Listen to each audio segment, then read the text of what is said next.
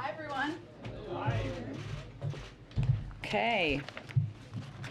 I have two items for all of you at the top. This week we are marking the 1-year anniversary of the American Rescue Plan, which has been the key driver of our strong economic recovery, provided us with the tools needed to fight the pandemic, and made long-term investments to revitalize the local economy and communities around the country. Each day this week we will focus on a different element of the hundreds of ARP, or American Rescue Plan programs, that have successfully delivered resources across the country over the past year. Today we're focusing on ARP's higher ed investments in community colleges, HBCUs, TCCUs, tribally controlled colleges and universities, and MSIs, minority serving institutions. In a press call today with key members of Congress, Education Secretary Cardona will highlight the ARP's Higher Education Emergency Relief Fund to serve students and ensure learning continues during the pandemic. The ARP's funding for higher education includes over $10 billion for community colleges and over $2.7 billion for HBCUs, one of the largest ever federal investments in community colleges and HBCUs. These funds are already having a significant impact on institutions and students. A recent survey of college presidents by the American Council on Education found that these ARP investments enabled 93% of colleges to provide direct financial support to students at risk of dropping out, 81% of colleges to keep students' net prices similar to pre-pandemic levels, and 70% of colleges to continue to employ faculty, staff, and other employees. Today, we also have a new announcement from the President's competition agenda. The Departments of Treasury, Justice, Labor, and the Federal Trade Commission investigated the effects of the lack of labor market competition on the U.S. economy. This new report makes clear that there is more we can do so every worker can take advantage of our historically strong labor market recovery. Corporate concentration and anti-competitive practices like non-compete agreements and misclassification have stifled wages for workers and reduced their power to bargain for dignity and respect in the workplace. The costs to workers are substantial. Lack of competition causes workers' wages to be 20% lower than what they'd otherwise earn. The report also shows that diminished labor market competition holds back our entire economy, inhibiting innovation, increasing prices, and curbing economic growth. And finally, I know some of you will be traveling with us to Fort Worth, Texas tomorrow, so I want to give you a little bit of a preview of that.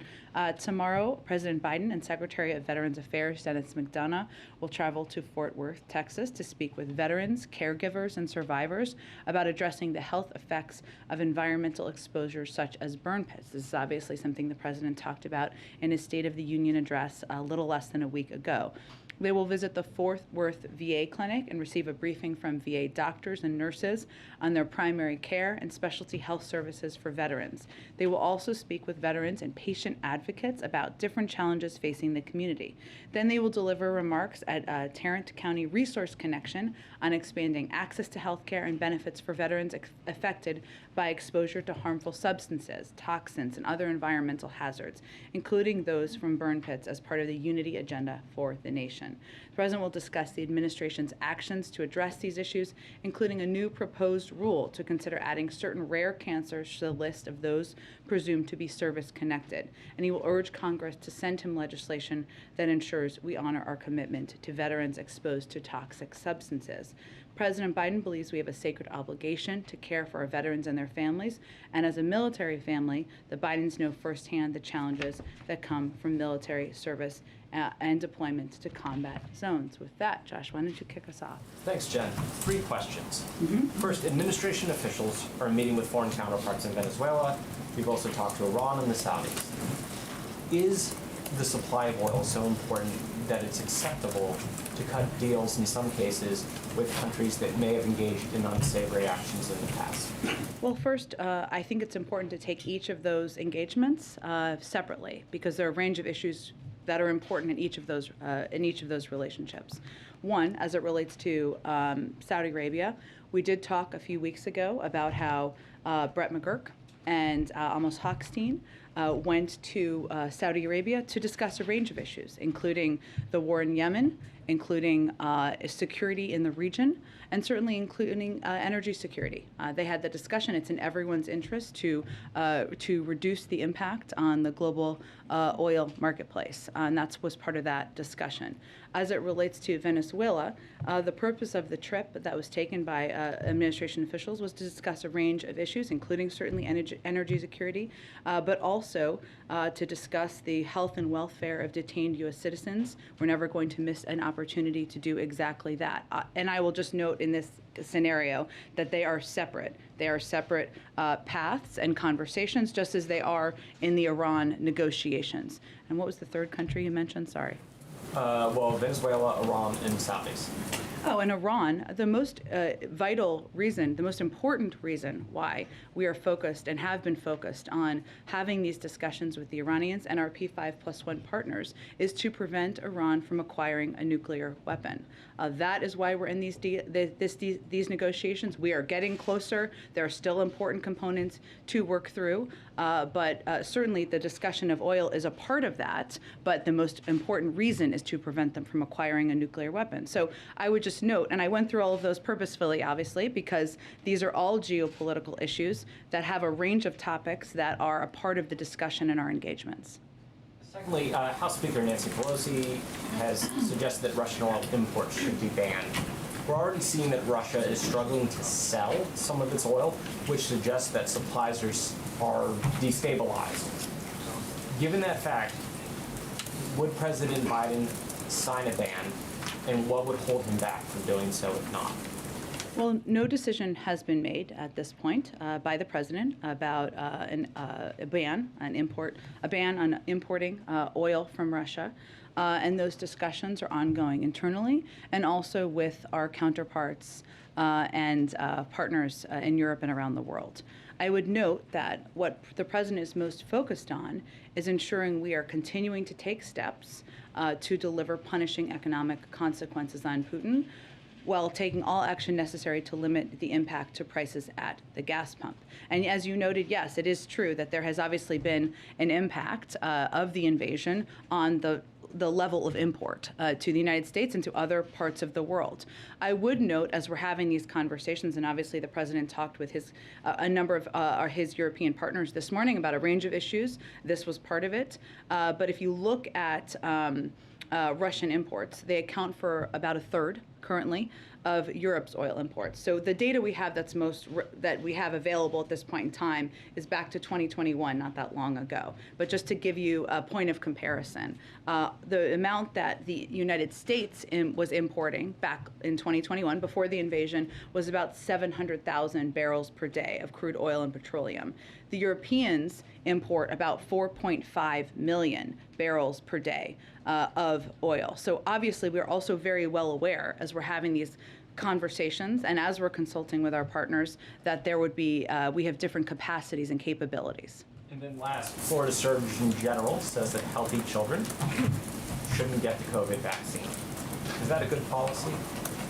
Absolutely not. Let me just note that we know the science, we know the data, and what works, and what the most effective steps are in protecting people of a range of ages from hospitalization and even death. The FDA and CDC have already weighed in on the safety and efficacy of COVID-19 vaccines for those 5 and older.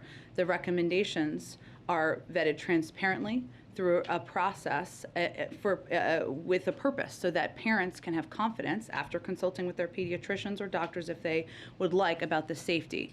But we also know through the data that unvaccinated teenagers are 3 times as likely to be hospitalized if they get COVID than vaccinated teenagers. So it's deeply disturbing that there are politicians peddling conspiracy theories out there and casting doubt on vaccinations when it is our best tool against the virus and the best tool to prevent even teenagers from being hospitalized. Go ahead. I want to read to you, if I could, Jen, some comments from people we've met at gas stations today. One woman saying, "I just never imagined to see the cost of gas be this high." Another said, "It's a huge stressor to my financial situation, a huge stressor. It's kind of like something I've stressed about, like during the day, will I be able to afford gas? How much money do I have?"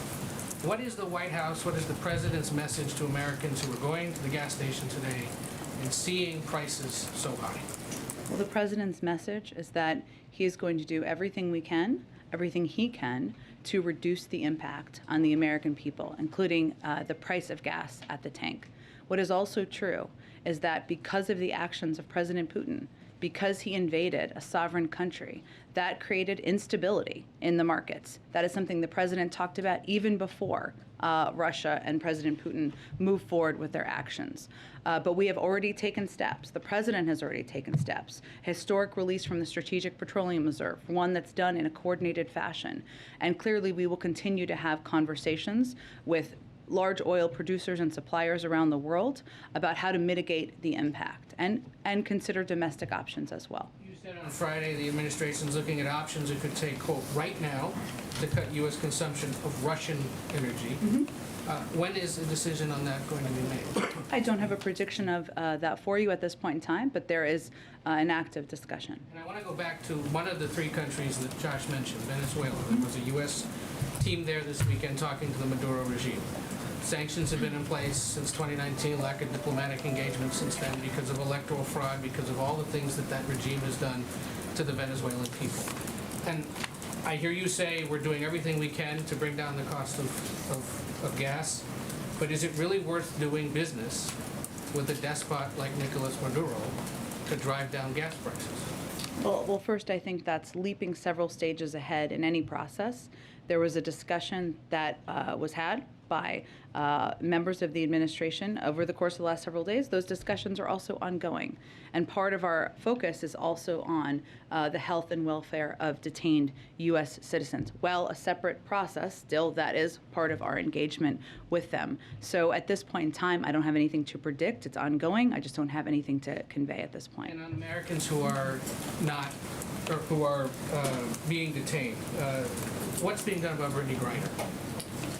Well, we of course have seen the reports because we do not have a Privacy Act waiver, which I think you are all familiar with. I can't speak to them more specifically. Of course, we obviously do everything we can when there are any reports of Americans who are detained through the State Department and through diplomatic channels. But I would point you to the State Department for more. But given we don't have a Privacy Act waiver, it's unlikely we would say more. You're not aware of any other Americans like her who've been detained in recent weeks under similar incidents?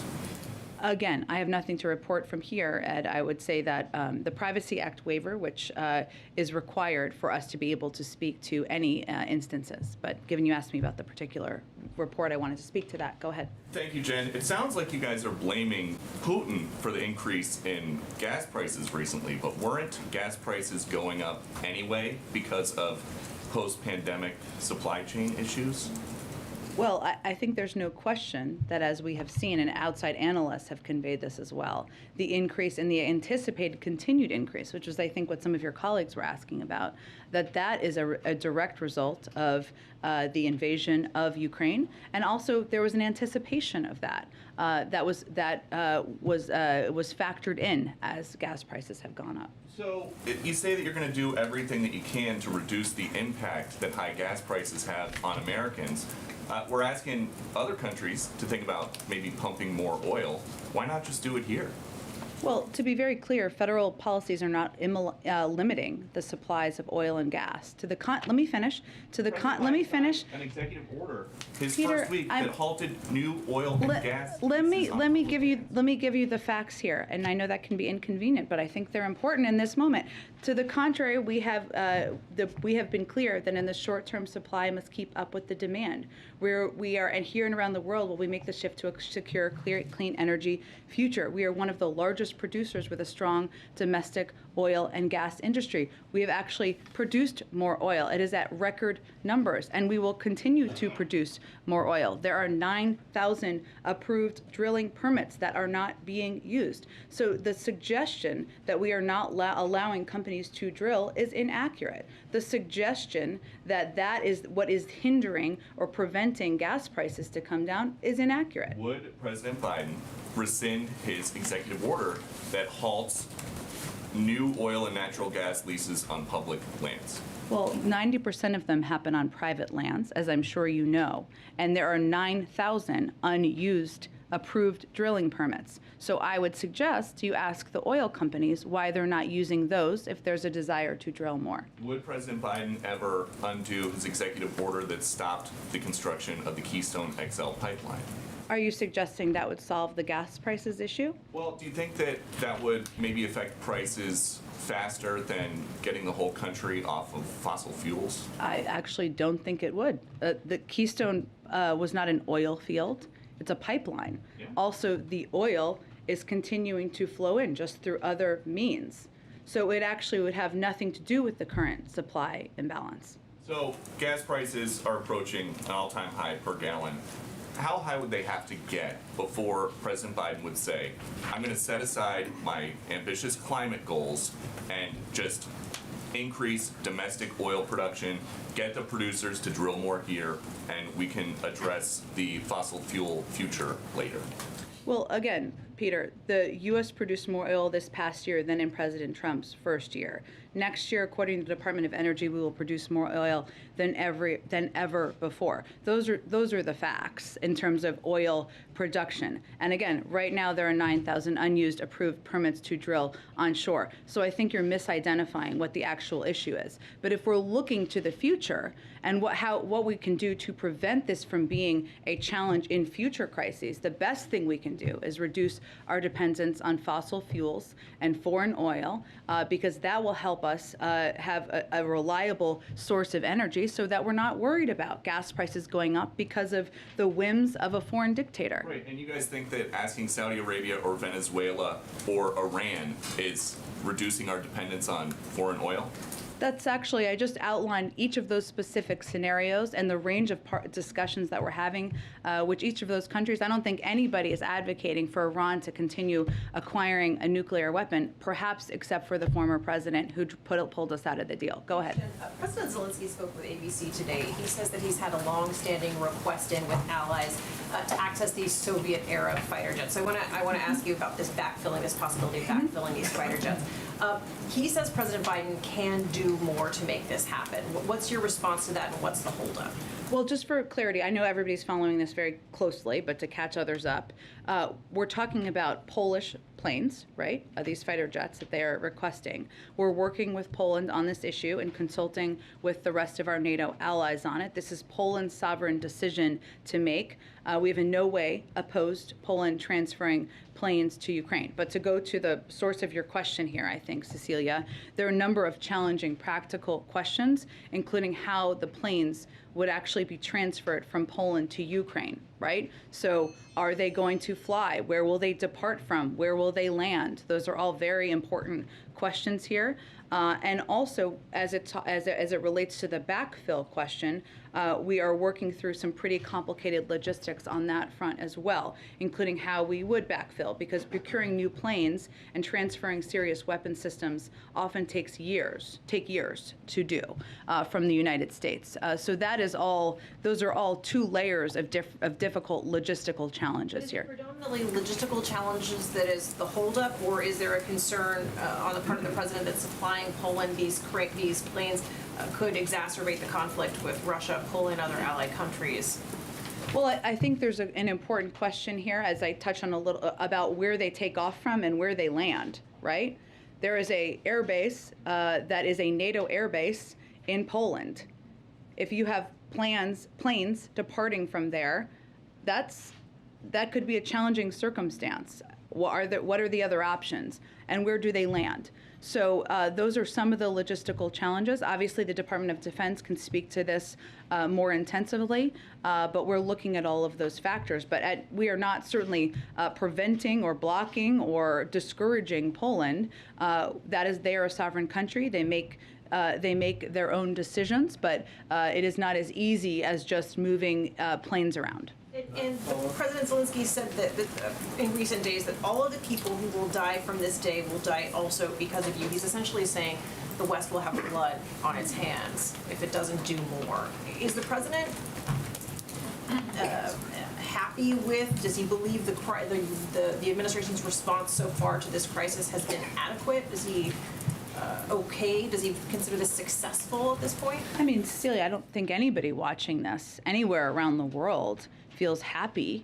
But let me finish. This is barbaric. It's horrific to watch. I mean, you have 1.5 million, if not more, refugees crossing the border. You have mothers and children dead on the side of the road. This is heart-wrenching to watch. And it's heart-wrenching to watch, you know? And I think for us who are working in public service, you watch in these moments, and there are limitations in the sense that we are not going to send U.S. troops to fight in Ukraine against Russia. The president is not going to do that. That is what you have to weigh as president of the United States. What we are doing and what he is doing is continuing to take every step to provide them security assistance. $1 billion of security assistance that has been expedited. I know the Department of Defense gave an update on Friday about how much of that has arrived. A huge percentage has arrived and been expedited in a very short time frame. We have also provided economic, humanitarian assistance. And I think any world leader would tell you that without the president's leadership and without the United States rallying the world to hold Russia accountable, there would not be the kind of accountability pressure on the financial system in Russia. So we are doing everything that is in the interest of the United States, in the interests of our partners in NATO, to put pressure on President Putin to support the Ukrainians, and certainly doing that while we watch them fight bravely and courageously. I think the last thing I would say on this, Cecilia, is that it's also important, and we're very cognizant of this here, to be clear that this is going to continue to be a very, very difficult period of time. The Ukrainians are fighting bravely. We're standing by them and supporting them. But Russia they are going to continue to fight. They are going to continue to pursue what President Putin's ambition is. Go ahead. Step back a little bit. Yeah. In terms of supply. We've been talking about specific countries, but this has been an effort that's been underway now for several months. Amos, Brett, many others as well, Algeria, Japan. What is the update in terms of has supply been kicked in on the LNG side or on the oil side? Where does that stand given the extensive effort in the lead up to now to try and backfill and ensure stability on the supply side? You mean for the global markets for natural gas? Both. Natural gas or oil on the global markets. So let me start with the natural gas side, because that we anticipated would be an issue for the Europeans primarily. We have had some success, Japan as an example, and I can see if there are others to read out to all of you, where there was supply that was intended to go to Japan and other countries in Asia and redirected to Europeans so that it could help backfill the potential shortage in natural gas. That is less an issue for us here in the United States and more an issue for the Europeans, and to your point, it is something we've been working on for some time. In terms of global oil supply, I don't have anything to read out for you at this point in time. Those conversations certainly have been ongoing, but the the coordinated release from the Strategic Petroleum Reserve and the continued discussion about that has been a part of the effort to address the shortage or the potential for shortage in the marketplace. But 60 million barrels is, I'm not trying to minimize it, but it's a drop in the bucket given the scale of the kind of dislocation we've seen. Is there a trigger in terms of the conversations with global allies, partners, players in the supply market that would cause them to come in based on the conversations that have had? Like, what is going to bring them in and make clear that the months of work you guys have put into this actually results in something tangible? Sure. I certainly understand your question. What I was trying to convey is that that's part of what we've done to date. But we are continuing conversations about a range of what would be needed moving forward. And there are a range of options on the table. I just can't detail more specifics from here. Okay, and then last one. How much does it weigh on the administration if you move towards cutting Russian imports of oil, that it would be a unilateral move in the face of what had been a very carefully calibrated coalition up to this point where energy was considered off the table for the most part? Sure. Well, I would say this is one of the reasons that I gave the example of how much our capabilities and our capacities are very different, both because we import such a smaller percentage of oil from Russia than the Europeans do, but also because we have a much larger capacity for producing our own oil. So it is a very different circumstance, and certainly we are going to continue to consult with, continue to convey where our plans, where our discussions are here internally with the Europeans, but I would look at it through a different prism than past coordinated efforts. Go ahead. Can I just follow up there? Just today, Russia said that it could cut off fuel through the Nord Stream 1 pipeline, not Nord Stream 2. To what extent are you concerned that European allies who depend so incredibly on these oil and gas imports from Russia could really be stuck? I mean, I realize you're making efforts, but, to what extent does that factor in, and what do you say to Russia in terms of this threat?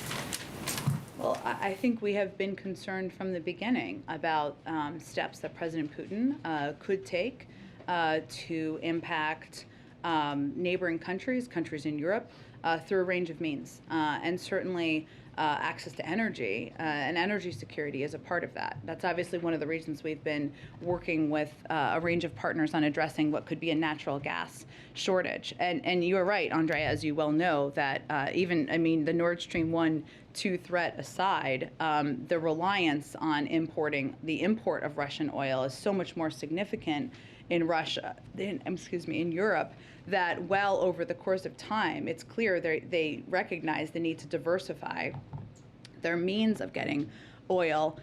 This is a bigger challenge and puts them in a more challenging position. And we recognize that from here, even as the president is considering steps that we could take from here. So it is one of the reasons why why people like Amos Hochstein, Brett McGurk, others from our national security team have been engaging in a range of discussions over the course of the last several months.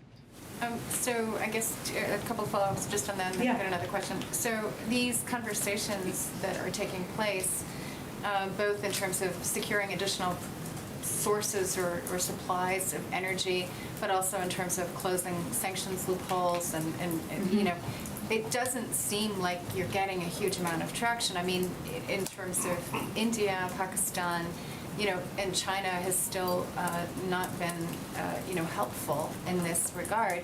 How would you assess the success of that? And then just quickly on the what you were saying about the European supplies. So are you saying that the coordinated action one shouldn't view the differentiation on energy as a failure of the coordination? So on the second piece, yes, that's what I was saying, and that we recognize, and the president and other national security officials have been very clear in our conversations that we have a different circumstance as it relates to Russian oil because we import such a smaller amount and because we have our own production capabilities and capacities, and that is different. And we recognize that.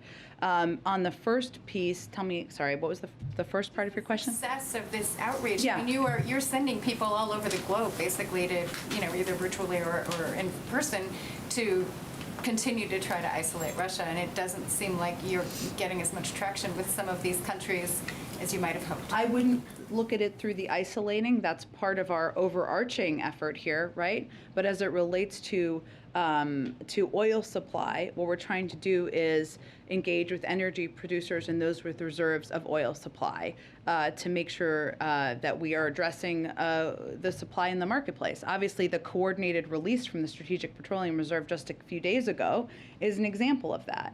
And I certainly understand you're asking which country is here and where are we having those conversations. I understand those questions. I just can't get into more specific details from here because it wouldn't be constructive to our efforts to make progress. Go ahead. Okay. About Iran, I'm sorry. Sure.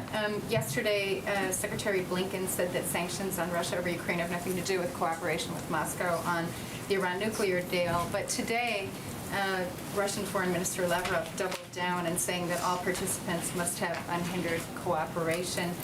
Are you doing anything to provide Russia any kind of written guarantees in order to bring this, Iran nuclear deal over the finish line? Well, again, I think on this, we're making progress together. Russia is a member of the P5+1. I don't think anyone believes it's in their interest for Iran to acquire a nuclear weapon, and that is how we're approaching these negotiations and discussions. And certainly, as the Secretary of State said just yesterday, we don't believe that the sanctions on them have anything to do with that shared goal. Go ahead. What's the status of those talks? What would you We're like? continuing to make a great deal of progress. Obviously, the harder things always happen at the very end of the process, and that's where we stand at this point in time. Go ahead. So, question from the back. So two quick ones on oil and then Yeah. just one other one. You mentioned the meeting this morning with Britain, France, and Germany that the president had with the leaders.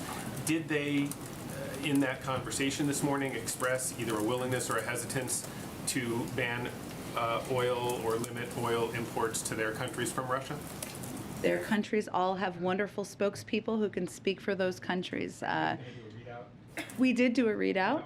I would just note that we've had ongoing conversations and we have a very open line of communication, as is evidenced by the president having this call this morning, about everything from what we're seeing on the ground in Ukraine to security assistance deliveries to discussions about weapons to discussions about additional steps to squeeze President Putin in the financial sector. Okay, quickly on, there's conversations up on Capitol Hill about bipartisan conversations about legislation that could ban the import of Russian oil into the United States. If a bill like that came to the president's desk, would he sign it? Well, no, the president has not made a decision at this point in time. So that's where we stand. That's taking unilateral action as Is a bill on its way over here that's passed Congress? I don't think so. But the president has not yet made a decision. I just gave for you, or tried to give for you, a little bit of the reasoning and the thinking behind where we stand in our coordination with our allies and partners. One last question. You referenced it, the gruesome, awful picture on the front page of our paper today. Do you know if the president has seen that picture, what his personal reaction was to it, if so? And more broadly, does he, has he been affected on a personal level by some of the imagery that's come out? And is that affecting, or has he talked about how to incorporate that personal reaction into some of the policy making over the last 10 days? Well, I don't know if he saw the specific.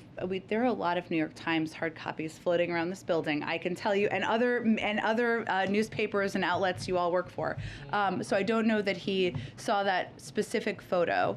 But what I can tell you is that, you know, the president is somebody who, of course, has been working in national security and foreign policy for decades through his career, right? He is also a father, a grandfather. I don't know that anyone, including him, has seen those photos, whether on the front page of your paper or others, and not been moved. And I'm sure I can speak personally that, you know, talking to my neighbors, my in-laws, I'm sure this is true for all of you as well. The personal impact people have felt in this country, it's really moved people in this country. And the president is absolutely a citizen of the United States, of course the leader of the free world, but also somebody who has enormous empathy for the plight of other human beings. And he has, of course, been impacted by the images he has seen, as we all have been. Are they war crimes? Go ahead. Going back to Venezuela for a Yeah. second, would they have to agree to release the U.S. citizens imprisoned there if the U.S. were to ease the current sanctions on oil exports? So it's a really important question. There are different channels. Obviously, we're going to continue to do everything we can to bring anyone who is detained in Venezuela or any other part of the world home, but they happen through different tracks. They're all a part of the conversation with Venezuela writ large, but not at the same time.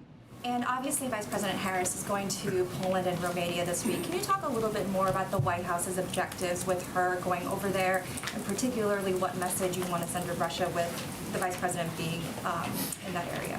Absolutely. So as you noted, the Vice President is leaving on her trip just in a couple of days, and she'll be over there really showing the support of the United States for the work of our allies and partners, whether that is on refugees, and a number of these countries, including the one she'll be visiting, have welcomed hundreds of thousands of refugees from Ukraine. And she'll also be talking about our ongoing range of options and assistance that we have been providing to the Ukrainian people. So she is going to be there. I think it sends a strong message that the Vice President is going to be in meeting with many of our Eastern Flank partners, NATO allies, to convey our commitment to working in lockstep with them and to continuing to support their efforts in the region. One quick one. This morning, the Democratic and Republican leaders of the committees that oversee trade said that they have a deal on legislation that would in part suspend normal trade relations with both Russia and Belarus. And I'm wondering if the White House supports that either through legislation or through other avenues. I've seen those reports, but we don't have any decision on a policy from here at this point in time. Go ahead in the middle. A couple questions. Sure. Over the weekend, British Prime Minister Boris Johnson took to the New York Times, had this op-ed in which he argued that the U.S. Western allies should go further in economic sanctions. He specifically said to expel every Russian bank from SWIFT. I know that there were limited actions. Does the United States support expelling every bank?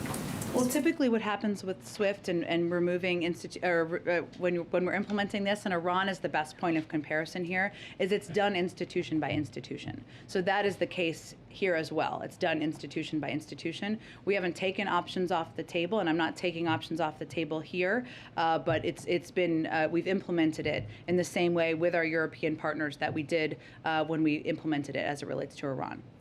Sorry, so just to be clear though, there's not limitation. I mean, it sounds like there were limited institutions that were targeted thus far from removing them from the SWIFT banking system, but you would be open to going further. We've never taken that off the table. The other thing I wanted to ask you about, going back to the Iran nuclear deal, is my understanding is that Russia's demanding guarantees that sanctions targeting the Kremlin over Ukraine do not hinder its trade with Iran. That would potentially be reopened if this Iran nuclear deal moved forward. Could that throw a wrench in negotiations? And I am curious what the White House's take is overall on Russians trying to put that ultimatum down. Well, again, I think as our Secretary of State said yesterday, we don't believe it has anything to do with our shared goal of preventing Iran from acquiring a nuclear weapon. So you don't see it as a way to potentially, I guess, limit the impact that current sanctions We have? don't believe Russia wants Iran to have a nuclear weapon either. And, sorry, just to be clear, so you don't see the idea, though, that these sorts of sanction guarantees of its trade with Iran would have any impact on the current sanctions that the U.S. and Western allies have imposed on Russia? No. Okay. I think as in our Secretary of State spoke to this yesterday. Can I ask you one other question? In parts of southern Ukraine, it seems that Russia has shifted from a military takeover to essentially occupation. That it is now occupying parts, occupying towns. Does the White House support the Ukrainian people's right to resist the occupation and essentially through any means necessary? Well, we certainly support the rights of the Ukrainian people to fight back. I would note that we have seen many Ukrainians, many members of the Ukrainian military, and certainly President Zelensky and leadership fight bravely, courageously over the course of the last 12 days.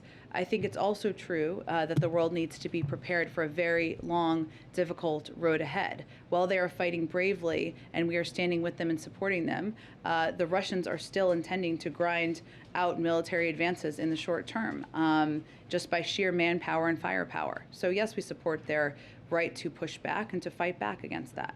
Go ahead. On businesses, is there any concern in the White House with all these Western companies that are suspending operations with Russia, that just ends up deepening ties between Russia and China, that this is really forcing Russia in its connections deeper into China? Well, as you know, we've seen that for some time, right? Long before Russia invaded Ukraine, them moving a little bit closer together or closer together. What is true on the economic front, though, is that the G7 alone, and that is not the totality of the unity as it relates to these sanctions, accounts for about 50% of global GDP, while Russia and China, account for only 15%. So they can't backfill the impact of these sanctions from China. It's just not possible. Now, we've also seen China abide by the sanctions that have been put in place. They obviously abstained also from the UN Security Council vote and have made some comments about the sovereignty and territorial integrity of Ukraine. If they don't abide by the sanctions, we always have, we clearly have means to take steps, but that's what we've seen to date. So it doesn't sound like the White House is concerned that some of these withdrawals will backfire and create permanent ties between Russia and China. Well, we know they were moving closer long before the invasion, which is, I think, an important component here. But as it relates to the economic ties, there's not a way, just based on purely their place in the economic marketplace, for China to completely backfill the impact of the G7 and others in the world and the financial sanctions. Oh, good. Saudi Arabia, Yeah. Is there any discussion in the White House yet for the president to call the Crown Prince, MBS, Mohammed bin Salman, to talk about oil? He spoke with the king just recently, and obviously we have had Brett McGurk and Amos Hochstein travel to the region, talk about a range of issues, including security in the region and the war in Yemen, as well as energy security. But no, there's no plans at this point, no. Jen, you detailed some of the challenges as it relates to the jets that are in Poland right now, the NATO base there, how you get it into Ukraine and do it in a way that doesn't instigate a wider war here. Vladimir Putin this weekend warned that implementing a no-fly zone would be considered a declaration of war, but he also went further. His language was, via translator, any move in this direction will be viewed by us as a participation in the armed conflict. That very second, we will view them as participants, and it would not matter what members they are. So why does the U.S., or perhaps the U.S. and its NATO allies, have confidence that delivering those airplanes in any form will not be viewed by Vladimir Putin as an act of war? Well, first of all, there's already a war going on in Ukraine that's been instigated by Vladimir Putin. He was referring to a wider war that would bring in them as an added Well, I think you ask an participant. important question here, and it is, where do these military planes take off from? That's an important question, right? How do they land? How do they get there? The transporting of them. Those are all important factors. But he says any move in this direction. So even where they take off from almost doesn't matter. By any move means even the provision of them would be viewed as an act of war, conceivably. No. Well, again, we can't speak to President Putin's what's in his mind, what's in his brain, and the totality of what his intentions are. We've already seen him take a range of steps. We've provided $1 billion in security assistance. We're not halting that, right? We're not halting our support for the Ukrainians. So we're not waiting for the advice of Vladimir Putin on what we're going to do here as it relates to backfilling planes. But the procurement or the providing of planes is up to Poland. They're a sovereign country. They can decide. I just wanted to outline some of the logistical challenges, which are real, and they're on a couple of layers. Understood. Given the conversation we've had earlier about Iran, Venezuela, and Saudi Arabia, the president, as a candidate, said in November of 2019 of Saudi Arabia, he said, we would make them, quote, pay the price and make them, in fact, the pariah that they are. There's very little social redeeming value in the present government in Saudi Arabia. Does President Biden still stand by those words about the government of Saudi Arabia? He does. He's never stood away from them, Peter, but it's also true that there is a war in Yemen, that there are security issues in the Middle East, that there are a range of steps we need to engage with all sorts of countries around the world on that are because it's in our U.S. national security interests and in our interests. Go ahead. So following up on that, Axios reported this morning that the president's, there's a deliberation here at least, that the president might go to Saudi Arabia. Can you confirm those deliberations and perhaps provide a little more insight into what's being discussed here? There's no current plans for the president to travel to Saudi Arabia. The decision that you announced last week that the president would not be directly speaking with Vladimir Putin, has the decision amongst the allies been made that that would be delegated to the European partners, and they would be the ones responsible for talking to Putin directly? No, but I would say that we very much support all of the diplomatic engagements our European partners or the Prime Minister of Israel or other leaders in the world are having, whether it's with President Putin, as long as they are also engaging with Ukrainian leadership, which we continue to encourage them to do. We also engage with them before and after all of these conversations. So what we said about the president speaking with President Putin is that now is not the moment. It doesn't mean we close the door to forever, but while President Putin is invading and in a brutal, horrific way a foreign country, no, the president does not have an intention at this moment to speak with him. But that doesn't mean he will never. We assess that as time goes on. Thanks, Jen. Okay. Thank you, everybody. We'll do this again tomorrow. Venezuela. Can you tell us about There that? have been a range of reports. I'm sure we can get you more details. Thank you, everybody. Thanks, everyone. Have a great day. Thank you.